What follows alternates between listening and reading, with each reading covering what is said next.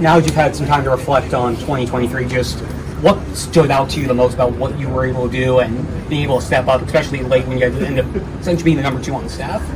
Yeah, just the consistency and the longevity of it. It was the first time, a real full season in the big leagues, took that big inning jump.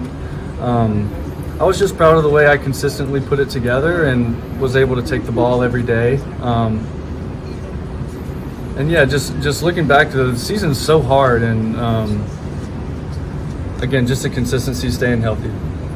What did you focus on this offseason maybe to take you next step? Mostly just to, keep my same delivery and just sharpen everything, really. Try and keep separating that four-seam, two-seam cutter mix. Keep the slider sharp, maybe make a few adjustments with it. And especially the changeup, that's a pitch I feel like I tell you guys every year I'm working on. So, yeah. Braxton, Christine has a similar question to Berger about how they try not to put too much pressure on themselves without having Soler. How do you and the pitching staff as a whole do what you can and not put your pressure on yourselves to emulate what Sandy did with him out this year? Yeah, I think just trust our routines, trust all the work we put in. I work out with Jesus in the offseason, so I get to see the hard work he puts in. So, and also just the example Sandy has set year after year, we get to see it, how hard he works, and we know what it takes. So although he's not here, he's set that example that we can follow and maybe not emulate and hold ourselves to maybe that high of a standard, but just try and have that same mentality to try and take that ball and give our team every inning we can. After the amount of innings you pitched, did you change something in your off-season routine, or was it just more of the same what you were doing in previous years? Not much change. I gave myself a little bit more time after just to rest, but other than that, not much change. Just still trying to get stronger and maybe a little more explosive and stable. Things like that. Braxton, can you give us any insight into what you might have shared with Max and maybe even with Sandy about coming back from Tommy John, what to expect, what not to get frustrated by, and what the first couple of months on a mound might be like? Yeah, I've got to talk to Max a little bit last year, and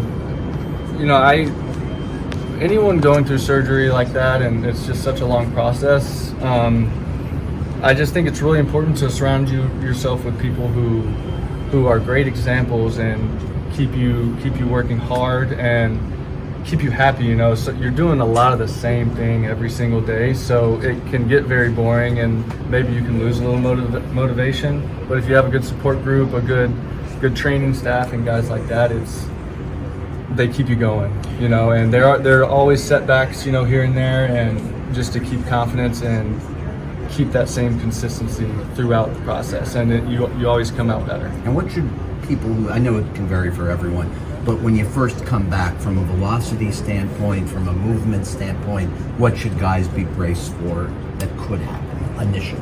You talk after Tommy John? After Tommy John, right.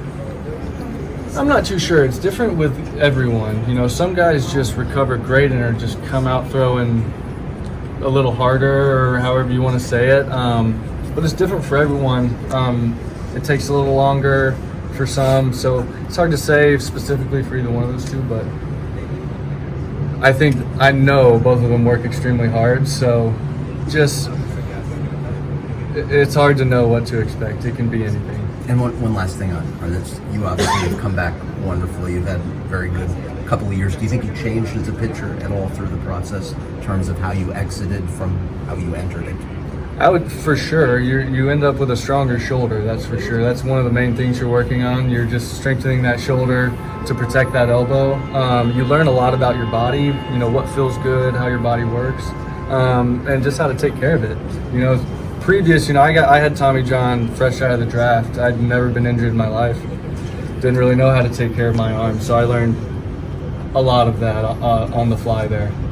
Right. How does the season you had last 2023 and making the playoffs motivate you and the team for this 2024 season? I've been saying I don't know if I was motivated anymore, because I try and just keep that same motivation just because of how hard this game is. And I had a good season last year, but I expect it to be even harder this year. So the motivation stays high for that reason, but the gut feeling, the feeling in the heart going into the offseason is just way better. You just know we're in a great spot.